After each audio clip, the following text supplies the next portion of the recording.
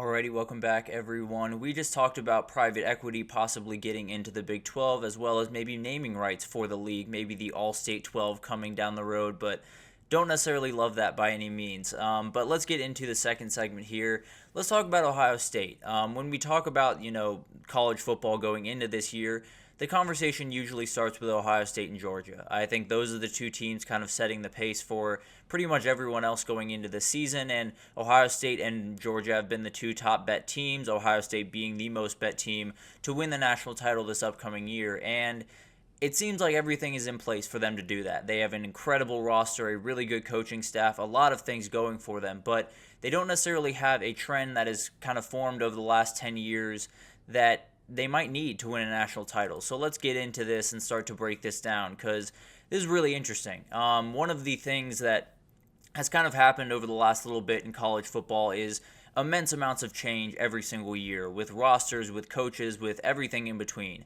But one of the things that has kind of won you national championships throughout that time is consistency. The last 10 national title winners dating back to the college football playoff era, so starting in 2014 with Ohio State's last national title, you have to return at least 3 of the 4 between the head coach, the offensive coordinator, the defensive coordinator, and the quarterback. If you return 3 of those 4 guys, you're good to go. You're definitely in the national title conversation.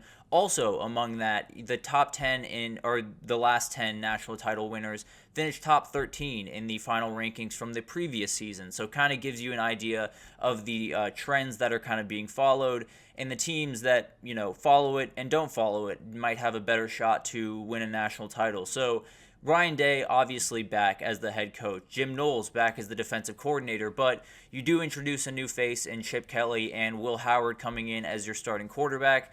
Those are 2 of the 4, so it doesn't necessarily fit the parameters of the past champions. They obviously were in the top 13 to end last year, so they fit there just fine, but don't necessarily fit this one. So I want to get into the teams that actually do fit this, the teams that just missed the cut that also fit the top 13 ranking, but also I want to get into the teams that didn't follow this in the past 26 years. I believe it's only 3 in the last 26 years. So let's get into this real quick, and let's start with the teams that have this, that are following this trend, and it starts with Georgia. They're returning absolutely everyone. Kirby Smart is back. Mike Bobo's back. Glenn Schumann's back, although they added Charvarius Robinson as a co-defensive coordinator. And then you have Carson Beck back at quarterback. Same thing with Texas. You have Steve Sarkisian, Kyle Flood at OC, Pete Kwiatkowski at defensive coordinator, and then Quinn Ewers at quarterback. And then Ole Miss is the last one that returns all 4. You have Lane Kiffin, obviously. You have Charlie Weiss Jr. You have Pete Golding at defensive coordinator, and then Jackson Dart at the quarterback position. So those are the 3 teams, that return all 4, which is an absolutely huge thing for them going into this season. But then you have a couple that return 3, and they're really, really good teams as well. Oregon is one of them. Diane Lanning obviously back, Will Stein obviously back, Tosh Lupoy back at defensive coordinator. Dylan Gabriel's the new face in this room, and he is the quarterback coming into the season. If you were to ask me, I don't think they took too big of a drop-off between him and Bo Nix. Maybe you won't have quite the same running ability, although Dylan Gabriel is not necessarily a slouch running the ball by any means. But then you have Missouri that returns 3 out of the 4. The only person they replace is Blake Baker at the defensive coordinator position. So Eli Drinkwitz obviously back. Kirby Moore has done a great job at offensive coordinator around there. And then you have Brady Cook at quarterback, which is absolutely huge for them.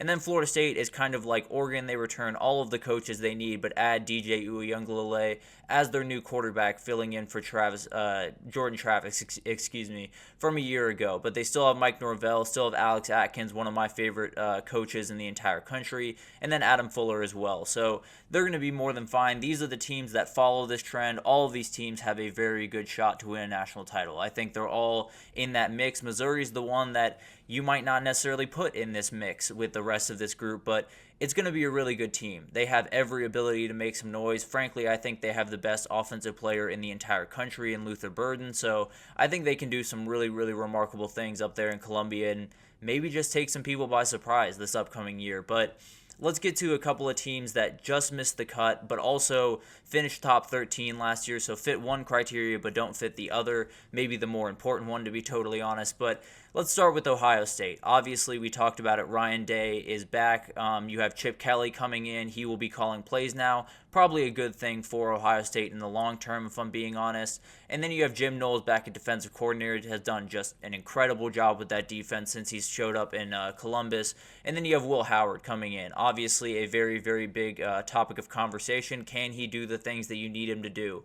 It'll be really, really fascinating to watch that guy unfold, and if it really matters, because he could be, 2022 Will Howard, and they could tear people to pieces.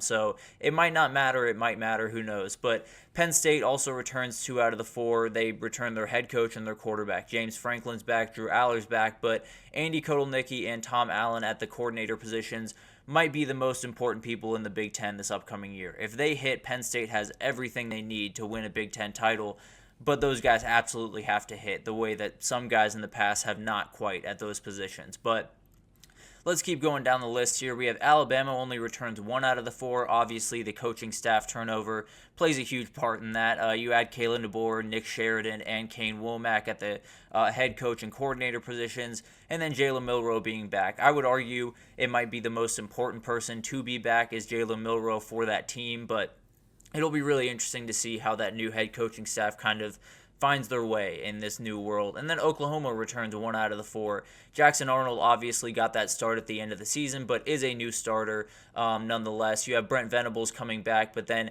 added Seth Luttrell as your offensive coordinator. Zach Alley's the new defensive coordinator around there, which is a hire I really like. I think he's going to be a really good coach in the next couple of years. And then you have LSU with 1 out of the 4. Again, the head coach being the one that stays the same. You have Joe Sloan and Cortez Hankton taking over as your OCs, Blake Baker as the defensive coordinator, and then Garrett Nussmeier, the guy that I'm so excited to watch. I am definitely a part of the Nuss bus. Cannot wait to see that guy get on the field.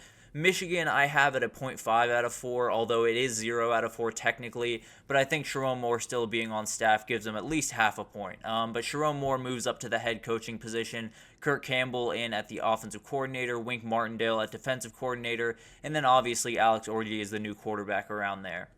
And then you have Washington, the team that, took everyone by surprise a year ago and then had everything change on them. You have Jed Fish in as the new head coach. You have a very, very talented young play caller. I am blanking on his first name. I very much apologize. Carroll is their offensive coordinator. And then you have Steve Belichick coming in from the Patriots to be their defensive coordinator, which will be a very interesting thing to watch. And then Will Rogers will likely be their quarterback this upcoming year. So a lot of change around the country. A couple of teams that are staying very, very much the same. Georgia, Ole Miss, and Texas are obviously hanging out. They have everyone coming back, but a couple of different changes in there. But I want to give you an idea of the teams that have kind of bucked this trend. There's 3 in the last 26 national title winners that have done this and kind of, made this trend irrelevant.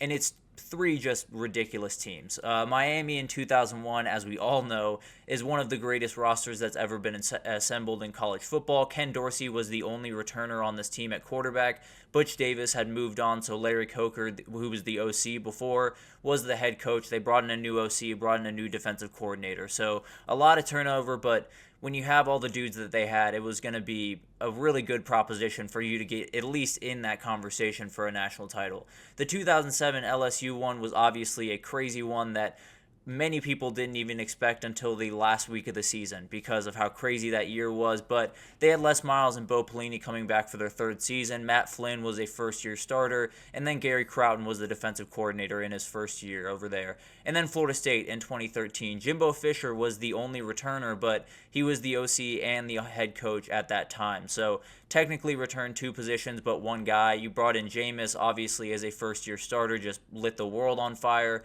And then Jeremy Pruitt was coming in as his first year as defensive coordinator. So those are the teams that kind of buck this trend. 3 just incredible teams, obviously, but Ohio State's incredible as well. Can they kind of buck this trend? Can they be the team that moves forward? If you were to ask me, I would say yes. I think they upgraded at 2 of the positions that they changed. I think the offensive coordinator position was one that just needed to change. It needed to be Ryan Day as the overarching head coach, and then someone calling plays, fully focusing on that. And they got one of the best in the business in Chip Kelly. And I think frankly, it was an upgrade from the guy that they first hired, and Bill O'Brien, in my mind. So I think they did a fine job there. I also think going from Kyle McCord to Will Howard is an upgrade. Will Howard is still a little bit of an unknown, especially when you're playing, the Big Ten teams that he's going to play week after week. But I think he's going to be fine. I think he's going to be a really good quarterback. He knows how to execute an offense. I think his running ability is going to be a huge part of this offense and definitely kind of open them up a little bit more. So I think they upgraded at both those spots. So doesn't necessarily matter that they only have two guys coming back. I'm not necessarily super sold on that idea. I think the two that they have coming back in Ryan Day and Jim Knowles in particular are just incredible. So I'm not necessarily too worried. If you are, really subscribed to this idea, your six national champions are the people that are the six teams that will. Your national champion will come from these six teams. I couldn't figure out how I wanted to phrase that. UGA, Texas, Oregon, Florida State, Missouri, or Ole Miss. Those are your teams. If you really believe in this and you want to follow the last decade of evidence that has proven that, pick one of those teams and keep it moving.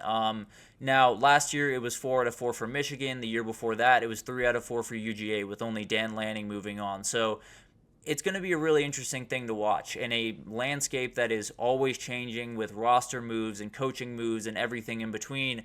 Knowing that continuity is the one that wins out makes me pretty happy. I got to be totally honest with you. So I think it's going to be really interesting to watch this. Ohio State is still going to be in the top of the Big Ten. They're still going to be the class of college football, but they have a couple of changes, and if those don't hit, then it could spell disaster for the Buckeyes. But we'll take our second break here, and when we come back, we're going to keep talking about the Big Ten here for a second. We're going to talk about Iowa and USC and how Tim Lester, the new OC at Iowa, and DeAnton Lynn, the new DC at USC, might just have a lot of power in their hands if they can make things happen in year one. So we'll break that down right after this, so stick with us.